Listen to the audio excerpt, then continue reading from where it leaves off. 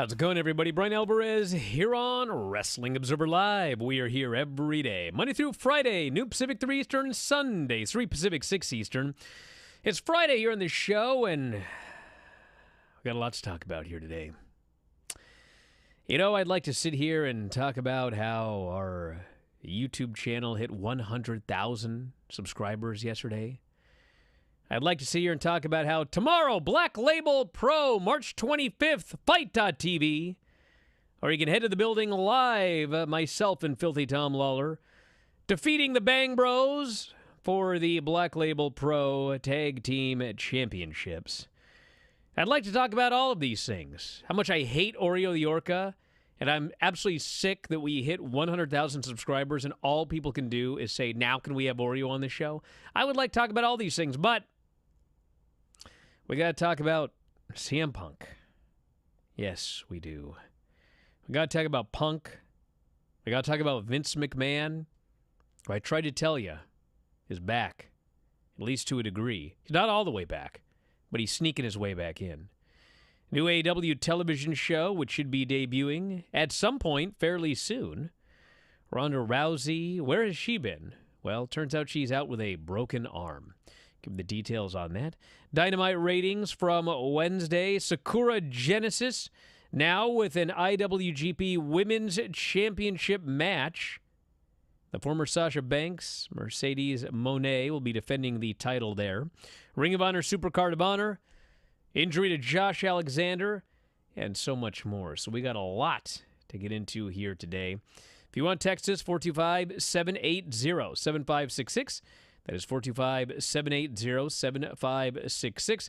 Bryan at WrestlingObserver.com is the email address. And we're going to kick it off after the break with all sorts of stuff to talk about. Mike Sempervive here. So stick around, everybody. Observer Live.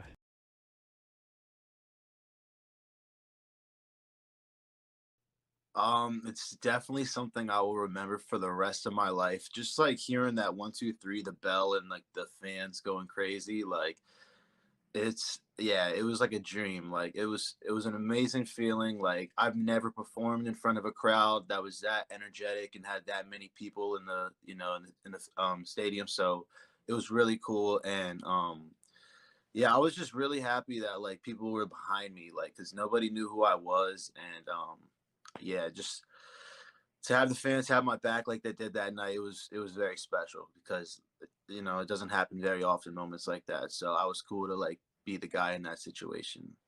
What was your reaction when they told you, like, hey, this is what's going to go down? You're going to go out there and you're going to have a match with Jericho on this big show.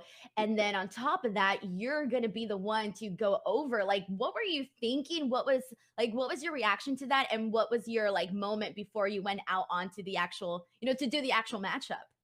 Yeah, it was a lot because I really didn't think that that's what I was going to be doing that day. Like I just randomly got like called to like be there, but like I figured it'd be for some reason because like they were flying me out. Like any other time I've been to AEW, it's been like fairly local to me, and this was in Texas, which wasn't at all. And when they told me, I really couldn't believe it. It felt too good to be true. Like I was very like grateful to like first find out that I was gonna be wrestling Chris Jericho. Like that's a huge thing itself. And then when I found out I was going over, it really didn't. Like, it really felt too good to be true, and like a lot of things were just going on in my head. I started getting like a little bit of like nerves, but excitement and just, wanting to tell everybody, but I couldn't. And yeah, it was just, I just took some time to myself after, got all my nerves out, like told myself this is happening. Like, we're going to go out there, we're going to do this, we're going to crush it. Like you're here for a reason. You're in this situation for a reason. And yeah, just went out there and whew, I get like fired up just thinking about that night right now.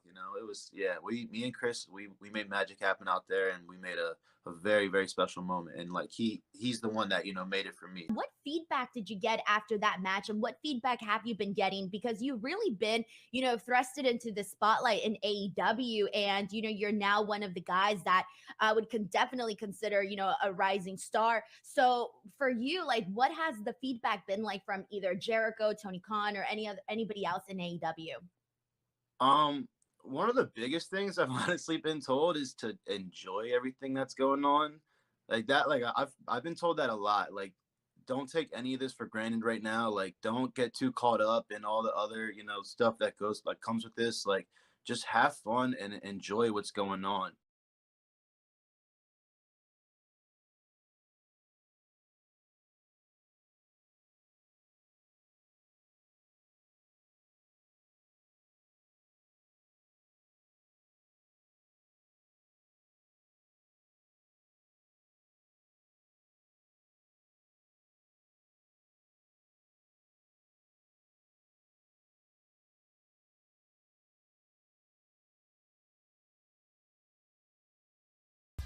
Back in the show, Bryan Alvarez here, Wrestling Observer Live. Mike Sempervive, also of WrestlingObserver.com. In a now-deleted Instagram post, former two-time AEW World Champion CM Punk gave his perspective of the build to his Jon Moxley matches, which included claiming Moxley didn't want to lose to him. He also accused AEW of asking him to wrestle without being medically cleared, in addition to calling both Chris Jericho and Dave Meltzer liars. The impetus for the comments appeared to stem from a comment Meltzer made on our message board that was, of course, shared all over social media earlier Thursday. Meltzer was replying to a comment and wrote the following. Do you know why they didn't advertise Punk versus Moxley longer and why it had a short build? Because Punk agreed to it. Then AEW got a legal letter saying he wasn't down with it and wasn't doing it, and they didn't know if he'd come until Tony put his foot down. There are a lot of nice things I can say about him, and you can absolutely argue his position on Moxley was correct, but you can't argue he willingly did what he was asked in that scenario.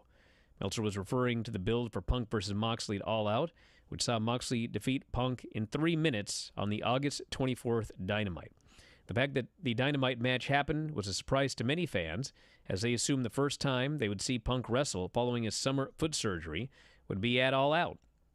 Punk did defeat Moxley in their rematch at All Out to regain the AEW World title, which was eventually stripped due to him sustaining a triceps tear during the match, which preceded his now infamous post-event media comments and subsequent fight with the Young Bucks.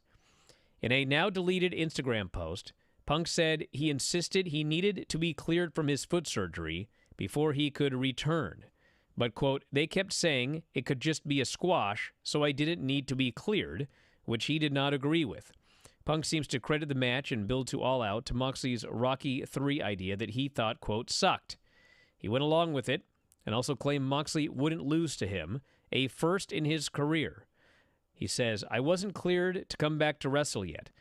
Then, plan was to wrestle at the pay-per-view. I sat and listened to Moxley's Rocky III idea. I explained how I'd never seen a Rocky movie. And thought the idea sucked, but if the boss wanted to do it, whatever. He said he wouldn't lose to me. I've never experienced someone refusing to lose to me. I just laughed. I asked Tony if this was what he wanted. He said yes. He's the boss, so I said okay, but I need to be cleared first. They kept saying it could be a squash, so I didn't need to be cleared. I scoffed at that. My health is more important. Dave Meltzer is a liar. Jericho is a liar and a stooge. There were plans, but plans always change. But I will never put a company above my health ever again. AEW has yet to comment publicly about the accusations.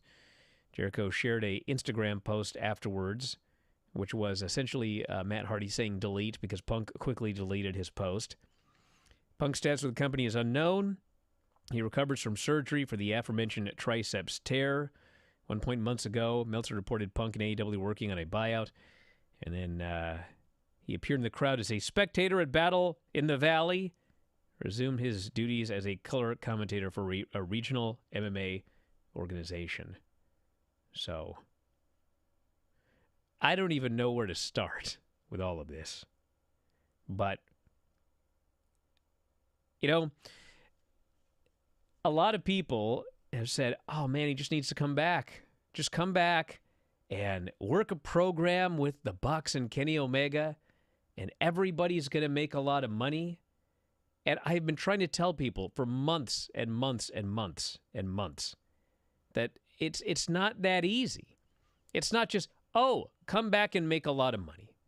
I mean, I've been saying this for months, and Dave finally said it on Wednesday, and that is, who's going to make money off of this?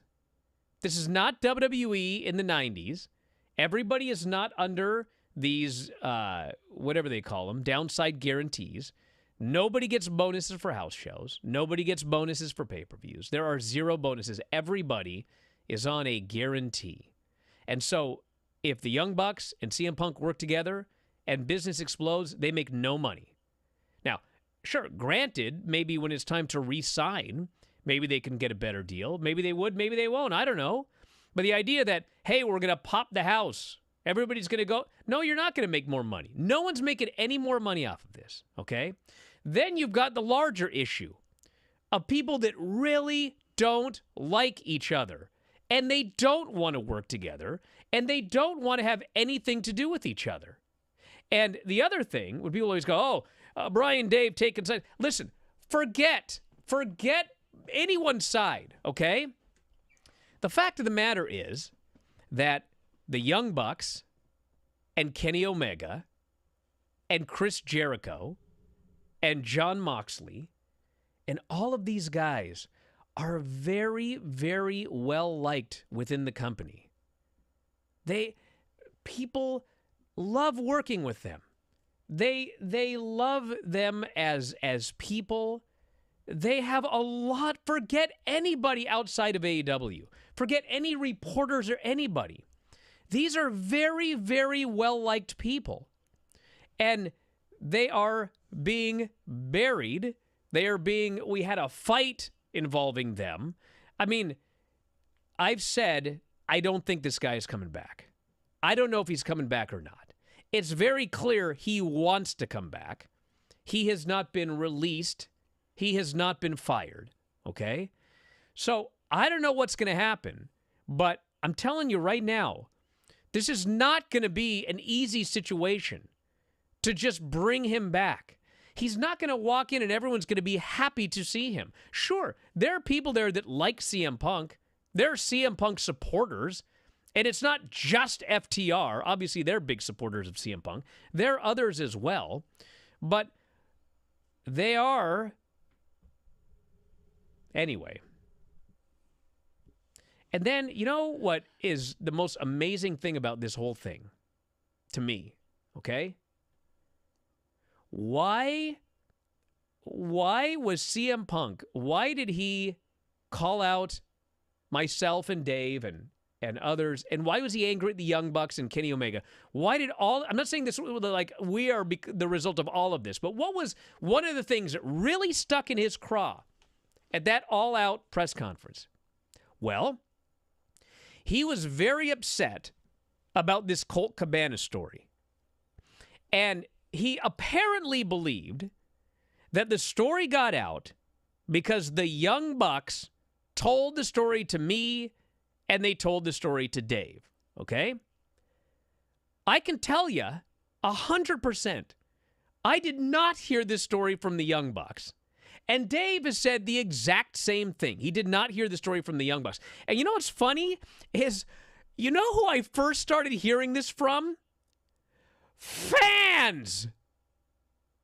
Fans were speculating about this. Fans had heard things. I realize it's wrestling, but, you know, there's a lot of fans that they're on the periphery of this business, and some are even inside, and everybody hears a lot of things. And the first I ever heard of this was from fans. And then I started asking around. And dude, I heard, you know how many people in AEW had heard this story before this story ever got out on a big, like, this did not come from the Young Bucks, but that's what he had in his head. And I don't know if he is blaming Chris Jericho for telling Dave Meltzer about what happened over All Out Weekend. But when I look at this, it sure seems like that's what he's saying. And man, unless this guy has concrete proof that Dave Meltzer got this story from Chris Jericho, then we are literally in the exact same position that we were in August, where he is blaming somebody for telling Dave something that, quite frankly, I don't think Dave got from Chris Jericho. I don't know that, but I do know that I heard a lot of details about that weekend, and I didn't hear them from Chris Jericho. So it sounds to me like history is repeating itself here, which doesn't sound to me like this is leading in a very positive direction. We got more to talk about after the break. Observer Live.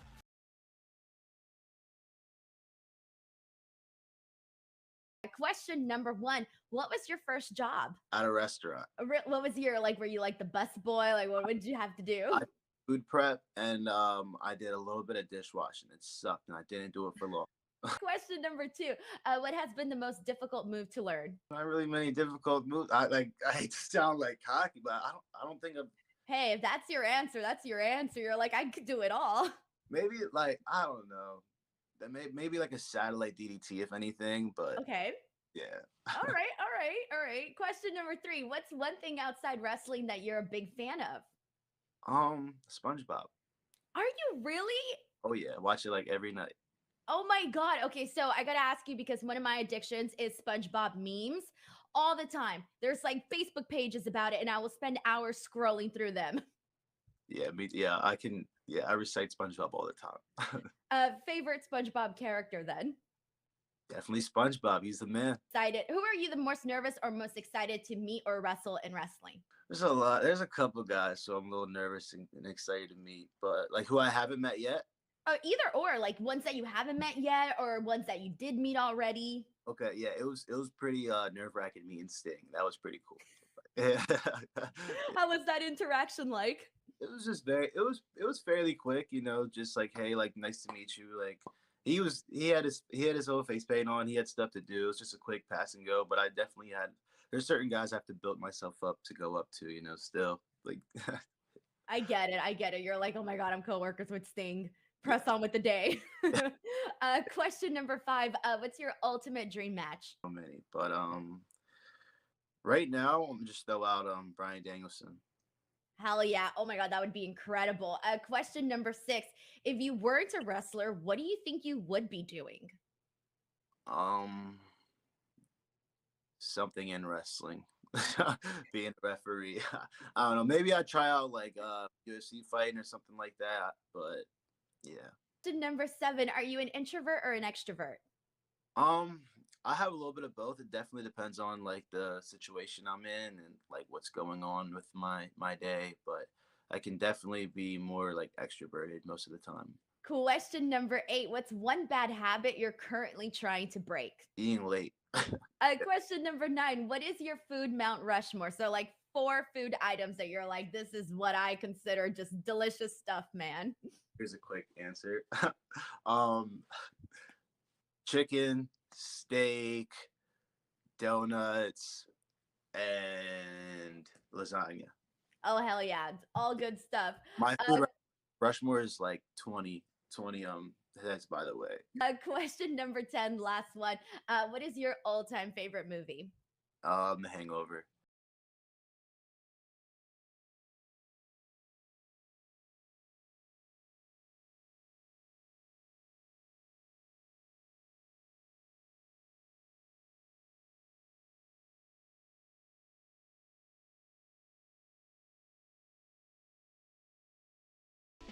Back on the show, Bryan Alvarez here, Wrestling Observer Live. Mike Sempervive, also of WrestlingObserver.com.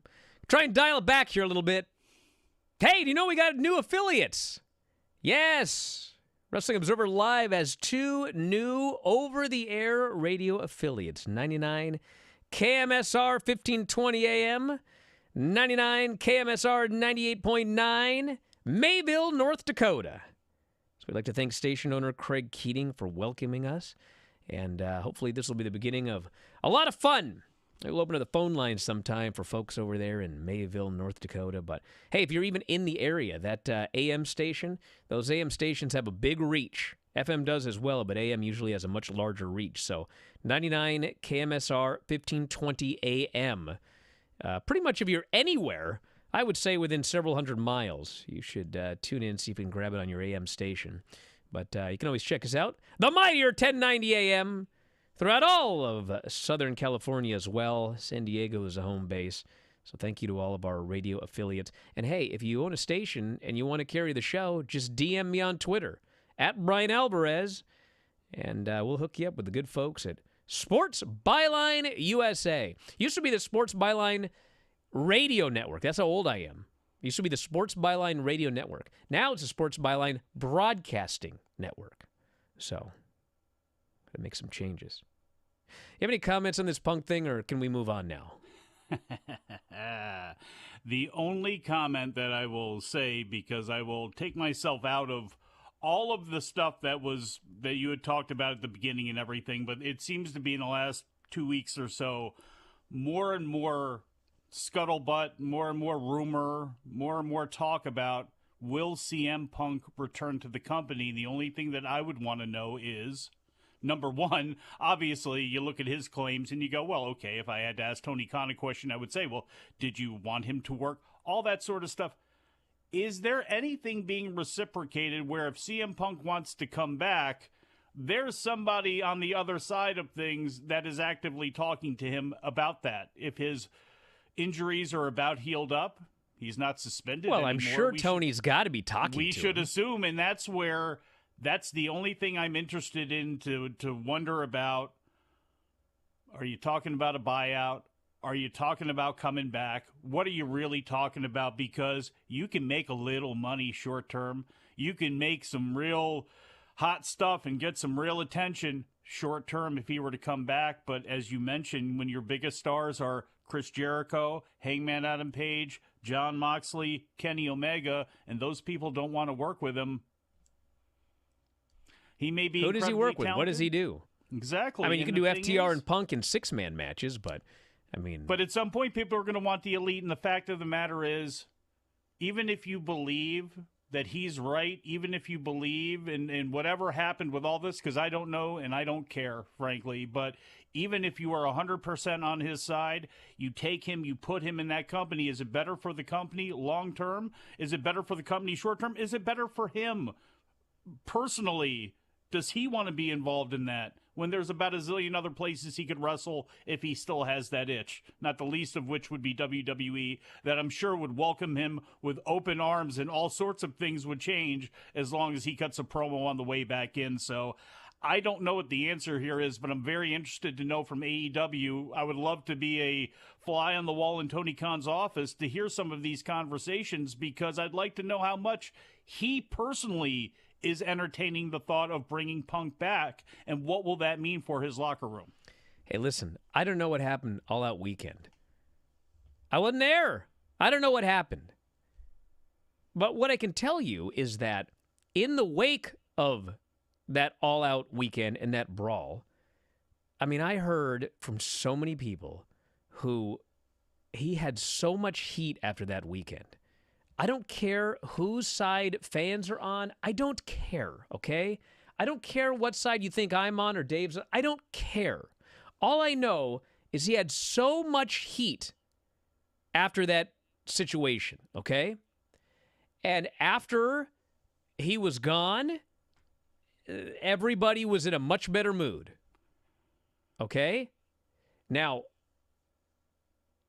after that post yesterday, I am not making a statement on the truthfulness or anything about the statement, but I can tell you 1,000%, there was so much heat yesterday as a result of that post.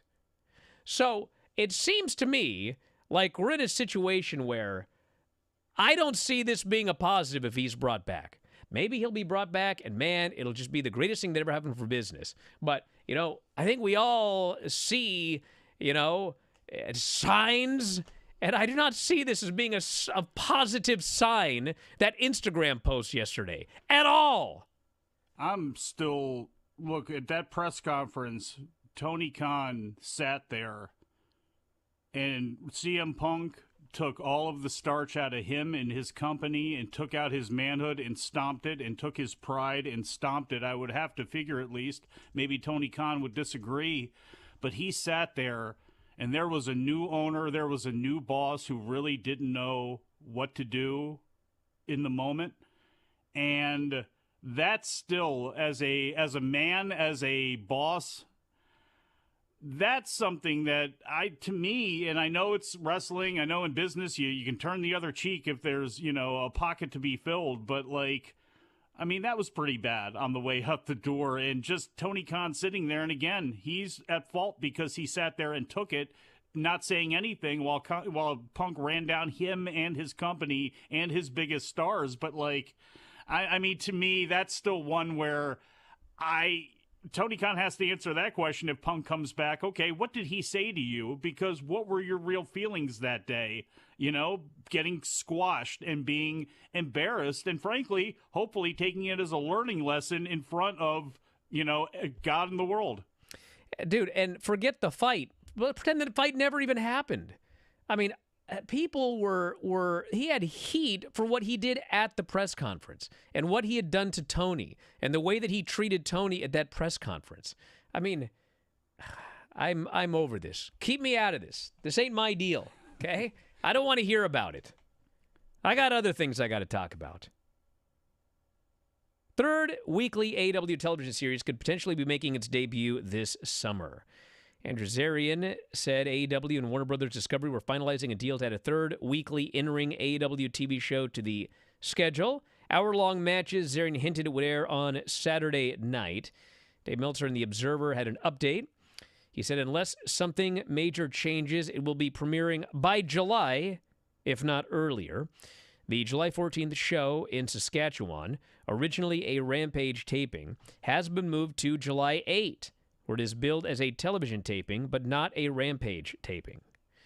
Tony Khan didn't comment on the change, which on the surface could be the idea of a new Saturday show that has been rumored. The schedule in June has not been announced yet, other than the Canadian show, so we don't know if this is the first Saturday taping or the Saturday show will begin before this date. But the Saturday show is right now planned, and unless something major changes, it will be debuting at least by July, if not earlier. So It seems, until it's confirmed, it's confirmed. Until it's confirmed, it's not confirmed. But I do believe that this show's happening. I do believe it's Saturday night. I don't know if it is 6:05. That was obviously the rumor was 6:05, but I don't know if that's the case.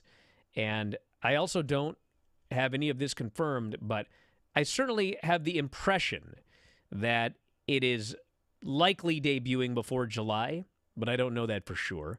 But I kind of have gotten the impression that it might kick off earlier than that. And since people asked, yes, last night I said there was probably going to be a change for the Bryan and Vinny show, and there are actually going to be two changes. There's going to be a Tuesday change, and I am presuming that the Saturday show is going to be replacing Rampage on Sunday nights, because I feel that it's probably going to be a higher profile show than Rampage. But we shall see. We don't have anything confirmed. It's not even confirmed it's going to happen, but I do believe it is going to happen. And I don't even know if it's going to be an hour. I presume it's going to be an hour, but we shall see. Well, and you know what? I would be, as a fan, I would probably be a little cautious as well, too, because, I thought, okay, if they're announcing a third show, they're thinking about giving me a third hour. I was kind of thinking the fall season. Not that this would be a bad thing. They're giving you an hour, you take it, but is this going to be a thing where it's just going to pop up in the summertime and will not be a part of the fall schedule? Is this something like they're looking at it like Superstars on the Superstation, just a regular version of that? They used to come on, I think it was Friday nights. That's what turned into Power Hour. But is it going to be a situation like that where you just have some one-off matches, maybe things from the house shows, as well as some original programming put on there? It'll just be interesting to see how it is, and interesting to see what the commitment is, and if they say it up front that this is something that's going to be a regular on the schedule from here going forward. See, here's the thing to me. We have a Rampage, okay? We have a Rampage. It's Friday night. It's 10 o'clock. It does whatever it does, okay? I can't sit here and say it does poorly. Like, you can say it does poorly if you compare it to, like, a few of those times, like when I think CM Punk debuted actually on Rampage, and it did over 1 million. So if you look at that and then you say, well, it's doing, 490, 520 or whatever, it's, that's poor. But you know, it's. I would say that Rampage does all right. It doesn't do great. It's not like a complete disaster or anything like that. It does all right, okay? And I don't understand why you would add another Rampage so you would have two shows that just do all right, okay? I don't know what the time slot is. I don't know what the plan is. But the fact that they're considering adding another show and may for sure be adding another show, that tells me they must have some sort of idea that this would be like a more important show than Rampage. Otherwise, you should already have Rampage. So that's my thought on adding a third show. They must have some sort of plan to make it something bigger, which they are not doing with Rampage. Back in a moment, Observer Live.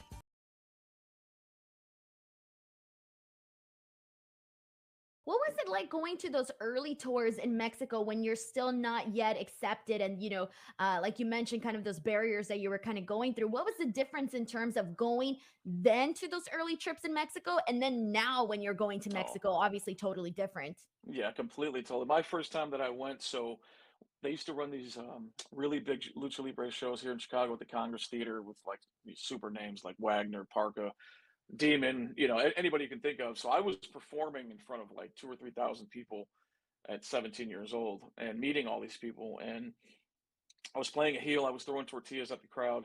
I caught the attention of one of the mega stars of CMLL at the time, whose name is Tarzan Boy. And this story is pretty crazy. I'll take you through it. He hands me a piece of paper with a lot of phone numbers on it. He's like, please call me, because I was telling him I want to go to Mexico someday. He's like, when you get there, please call me. He didn't really speak any English. So I held on to that piece of paper for a long time until I graduated high school. I said, you know what, worked out like a crazy madman. I'm going to Mexico. Finally get to Mexico. I get all the way down there. I don't speak a lick of Spanish at this point. And I just stay at the hotel that he had maybe mentioned, and it's kind of close to Arena, Mexico. And I called the number once, called the number twice, and there's no answer. And I said, oh my God, I'm in a foreign country. This guy isn't answering. It was probably a fake number. I don't even know how to dial all these numbers, so I was probably dialing it wrong. And I don't leave my hotel room for 3 full days because I am terrified that I'm going to get kidnapped and or whatever else they do to foreigners that I thought back then, right? I stayed in my room for 3 days. I got room service for 3 days. And I took the phone number down to the front desk, and I had them call, and he finally answers. So I'm 17 years old. He finally answers. He comes to pick me up. We start to train in Arena, Mexico with the top guys. Now, you got to understand at this time, I didn't know who anybody was. But now looking back, it was the class that everybody is trying to be in with Ultimo Guerrero, Virus, Mystico, everybody that you can imagine. And I'm rolling around with them at 17, which is just unheard of now. And I'll never forget, like, one of those classes, we went down into the ring in the middle of Arena Mexico, man, and I was like, this is where I'm trying to be. It's just incredible, the trajectory that this path that I've taken. And I want to go back to you. I wanted to bring it all back to your question.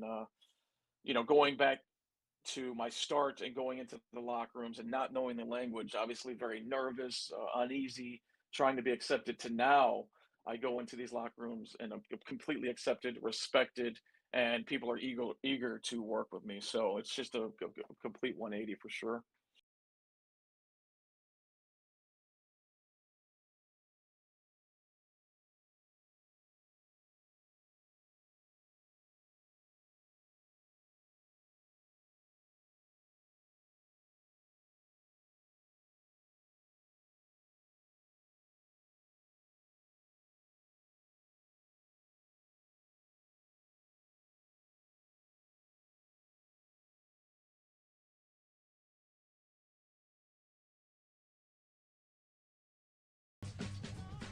So here's a fun one. All right. Previously banned terms that had been reinstated after Triple H took over WWE Creative might be prohibited once again. A pre-taped segment for Raw on Monday had to be reshot after a performer used the word wrestling. Under Vince McMahon, the term had been banned from use in favor of sports entertainment and sports entertainer. It is not clear what pre-taped segment had to be reshot. Dave addressed the situation in the latest Observer, noting that it is the latest evidence of Vince McMahon's influence on the product. You know what's funny? A couple of things are funny about this. So, do you guys remember when Cody debuted? He debuted, and Vince was still in charge. And Cody got away with saying wrestling and wrestler all the time. But he was the only one allowed. So it's not like Vince absolutely positive. I don't know if, like, in Vince's mind, Cody's character is a wrestler. So he's allowed to say it, but everyone else has to say sports entertainer. But he has allowed it before. But the general rule is you must say sports entertainer and not wrestler. And, you know, people are going to believe what they want to believe. But, Young Dagan talking to you. But, no, Dagan, you don't understand. Dagan, I don't know. I'm not sure if Dagan understands what I'm saying here. Vince, since he announced that he wanted to be back, he has been eking, I don't know if that's the right word. He's been sneaking back, okay? He's been putting his hand in the honey jar. Is that the term? Probably not the right term with Vince. Cookie jar. Whatever it is. But the fact of the matter is, he's been sneaking his way back. His way back in, boss. Now, what's happening is that there are people that everyone has to be on. Not everybody, but they go to the extremes. They're the people that are like, he ain't back at all. He's just visiting John Cena. Well, Cena hasn't been there in weeks. Doesn't matter. That's why he's back. That's what they said. Okay, fine. He's just there visiting Cena, whatever. Then there's like the other side that goes, he's totally back. He's doing everything. Wrong. It is exactly what I've been telling you guys. Hunter is still in charge of this show. But Vince is back. And Vince may actually have certain storylines that he's fully in charge of, for all I know.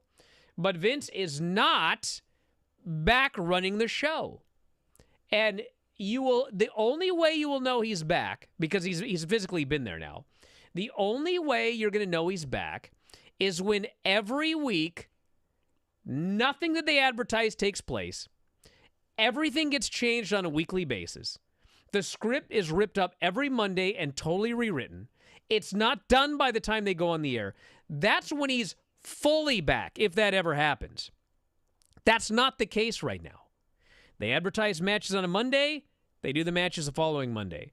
They advertise matches for SmackDown. They do the matches for SmackDown. As long as that happens, Hunter is still the guy. Now, do I think Vince is in charge of this OMA? Of course he is, okay? Do I think that Vince is probably in charge of this whole Otis Maximum Male Models deal? Of course he probably is, all right? People are like, just because Becky was wearing a weird outfit, dude, the moment Triple H showed up, she was out of that outfit. Now, this guy's back visiting John Cena, and she's magically in this goofy outfit again. Why is she not big time? She doesn't feel big time anymore. I mean, don't even tell me that ain't a Vince thing, okay? Troglodytes. He is doing some stuff, but he is not taken over. He's not in charge. I'm sorry if you don't want to believe that, that's fine, but that's the truth. Now, here's the thing. I didn't pull professional wrestling out of smoke-filled buildings for it to be called professional wrestling. Here's the thing. It was terrible, Vince. Because I'm a fair man. I will say that given what Vince McMahon has been accused of, I am appalled that he is back in any way whatsoever. Remember he came back, he was going to facilitate the sale? Yeah. Yeah, right. Yeah. But anyway, I am appalled that is the case, okay? But if that had never happened, and Vince was merely a 77-year-old guy, I don't have a problem with the idea of somebody else being head of creative and doing long-term storytelling, getting a lot of input from Paul Heyman, and Vince kind of being given something to do, okay? I don't have a problem with that. Listen, the whole Maximum Male Models thing, it's like nutty and everything like that, but what was Otis and Chad Gable doing before? But Brian, They went out there, with it. they had matches, they lost. It's like now Otis thinks he's a model, and it's like, who cares? You have one thing like that on the show, I don't care, okay? When they first announced it was going to be Brock Lesnar and Omos, it was like, oh my God. But then, it turns out that they wanted Brock to wrestle Bray. Brock said no. Then whatever happened with Bray happened. And so, they decided Brock and Omos. And on the surface, when you first heard that, it's like, well, that's obviously a Vince thing. Oh my God. But then when you think about it, it's like, I actually cannot wait to see this ridiculous match. It's a ridiculous match. It is two giants that shouldn't be in the ring together doing a match. And it's just going to be like, and you know what?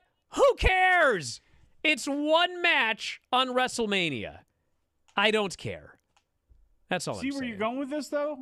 But that's the problem is you wouldn't care if he came back and it was just one thing with just Otis because, dumb thing with Chad Gable and the dumb Maximum Male Models. But then it's like, well, L.A. Knight, who Vince was not particularly a big fan of, and I would think he would be right up his alley, but L.A. Knight just continues to play the fool. Probably, again, I don't know what his top shelf is there, but I don't But think he was doing that before Vince came back. But the thing is, then it's like, well, then you say, okay, well, then he got involved with Omos and Brock because that would be and then it just continues on. So you should have a problem with it because I do have a problem with it. I said I'm appalled the guy is back. I know, but here's the thing. When has Vince McMahon, even if he had the most sterling record in the world, you look at his creative and you kind of look at where he ended up, and it's like if he comes back in, he can't not have full control. I know. And that's a disaster. All I said was, in theory, if Vince had never done any of this, I don't have any problem with him getting a program or two every pay-per-view cycle to give him something to do. That's what I said.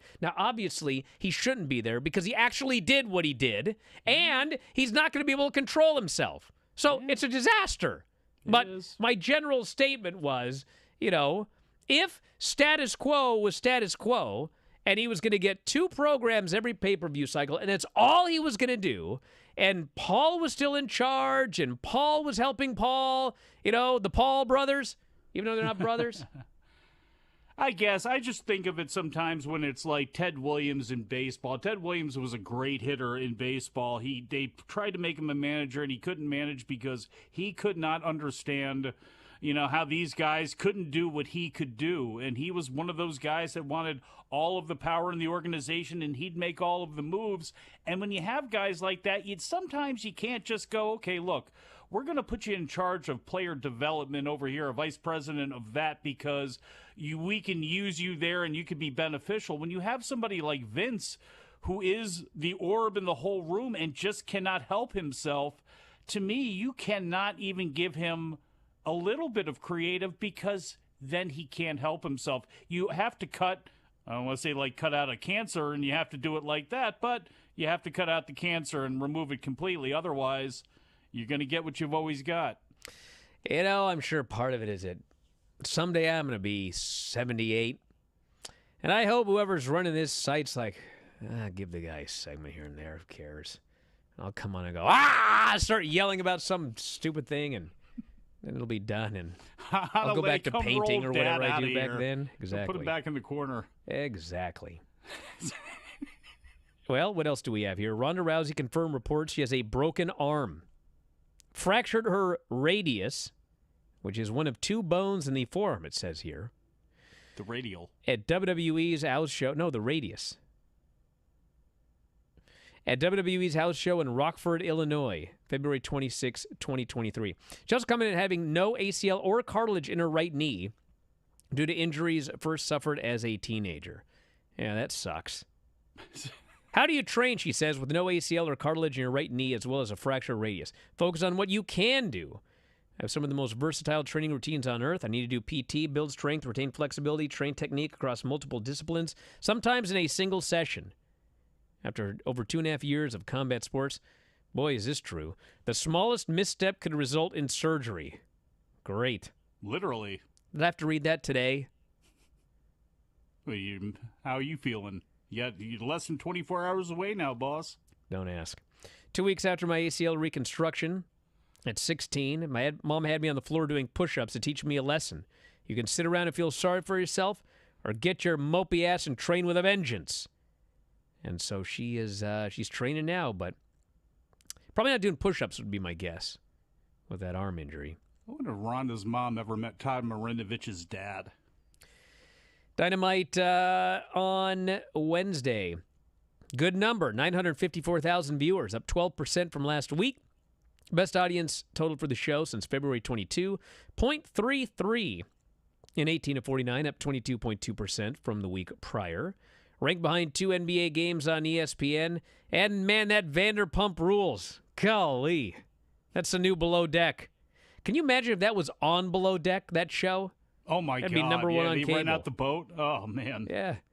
Dynamite ratings were up in every single demo, with the exception of people over 50, which were even with last week.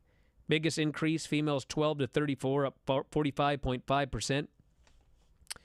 Guess I like those good-looking Hispanics. As compared to the last week in 2022, Dynamite was down 8.8% in overall viewers. If you watch the quarters, it was actually it was a very good night for quarters. So sometimes you'll have like that big lead in, and then it kind of goes and then falls off and then kind of trickles down. This was kind of pretty stable through the whole thing. So, it's always funny. The rating comes in, and then everyone decides who they want to attribute it to. Oh, it must have been QTV. Oh, it was for sure that Vikingo match. Oh, it was the angle with the Young Bucks and Hangman. Actually, it was basically everything. Everything on the show, people just watched. Very stable. And that's the number. I honestly thought I'd get a text from somebody in WWE. There were 3 people I was thinking. Oh, here we go. Rio! It was daylight savings time. That's what it was. It was really daylight savings time that helped him out. Well, we'll find out. Poor second quarter, and then everything picked up in hour 9. Sure. Must have been Stokely getting killed. Well, maybe it was, actually. I tuned in for Stokely. Actually, that match was a lot of fun. Yes. And Stokely looked like he was having the time of his life, getting absolutely brutalized by old Hook. Well, I don't know about that. We'll find out this weekend when you get pitched up in the air and land on a barrier rail. I think I'm taking bumps. Ring of Honor, Supercard of Honor, Sakura Genesis. Top matches after the break. Observer Live.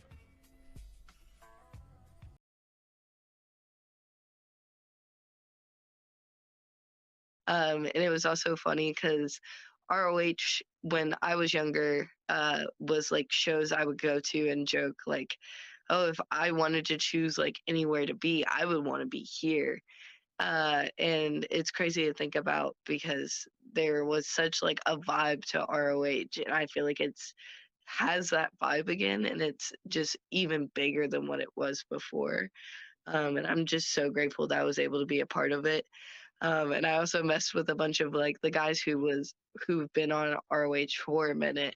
And I posted the picture of me like super young hanging out with like Maria Kanellis in the Kingdom when I was like just a baby. And I was like, yeah, I used to go to shows and watch you guys, and now you have to work with me. Oh my God, what did they say? What was their reaction to that?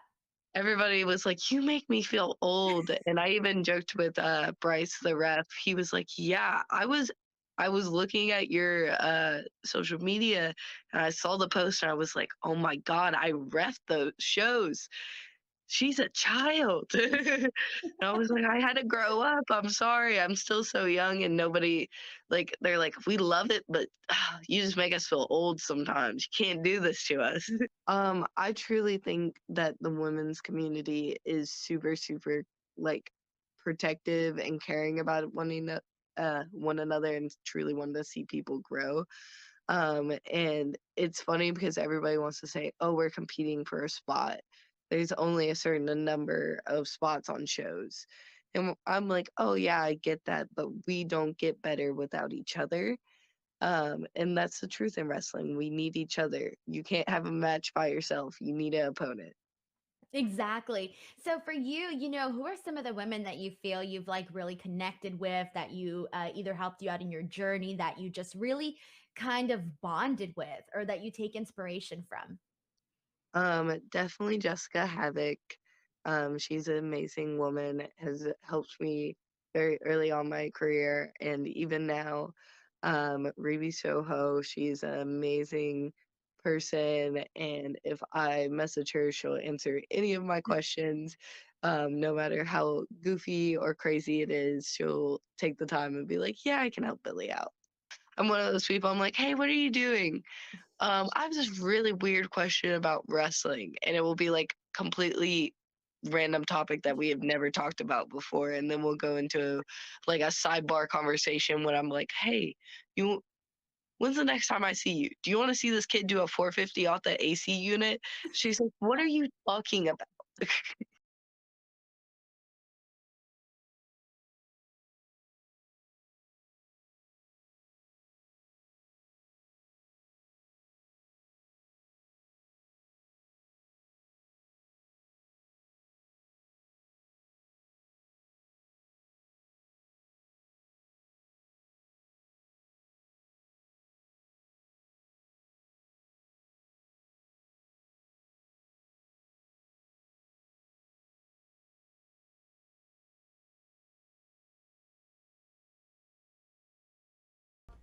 Back in the show, Bryan Alvarez here, Wrestling Observer Live. Man, big matches coming up. Sakura Genesis. Mercedes Moné has been added. Azumi and Hazuki in a three-way for the IWGP Women's title. Our main man, Hijo del Vikingo, has been added to Supercard of Honor. He defends a AAA Mega title against Commander. And, of course, March 25th, Black Label Pro, tomorrow, on Fight. It is, in fact, myself and filthy Tom Lawler. He's my bump guy. We're going to be facing the Bang Bros, Black Label Pro Tag Team titles. And, man, I've been training like crazy. I got 5s on each side of the leg press. Because when you get to be my age, you got to take care of those knees. Oh, my God. And, yeah, been doing a lot of walking. It's healthy exercise, they say. Power walking? Like, actually, like... I don't do the thing with the arms that you see people do. Like, your heart rate up and all that? Like... Well, sure, of course my heart rate gets up. What do you think, I'm sleeping while walking? But anyway, that's going to be tomorrow. You can check it out on Fight. $8, I believe, is the cost on Fight. Or I think that Fight, if you got that Fight thing where you can get everything, I think it's on there. $7.99, Fight Plus? Fight Plus, yeah. Yeah. So that's going to be awesome. And I'll come back here on Monday, and we'll have a big party. I'll have a party for you guys on Monday. The VIPs get the Sunday party, but you guys can have the Monday party. We'll put it right up over there near the 100,000 silver plaque, or whatever they call it, silver producer plaque for YouTube. We hit 100,000. I would like to thank my Twitch homies for hitting 100,000 on YouTube, but not the people in the YouTube chat, because, man, I bet none of them hit that subscribe button when I asked, because they're all heel viewers is what they are. Cowards. But anyway, we got to head out today, so thanks for listening, everybody. Back on Monday with more. Jim Valley's up Saturday, Andrew Zarian on Sunday, and it's going to be a fun time. So thanks, Mike. At least Jim will talk about Stardom, chat. Callers and listeners over at the studio. Talk to you next time, Wrestling Observer Live.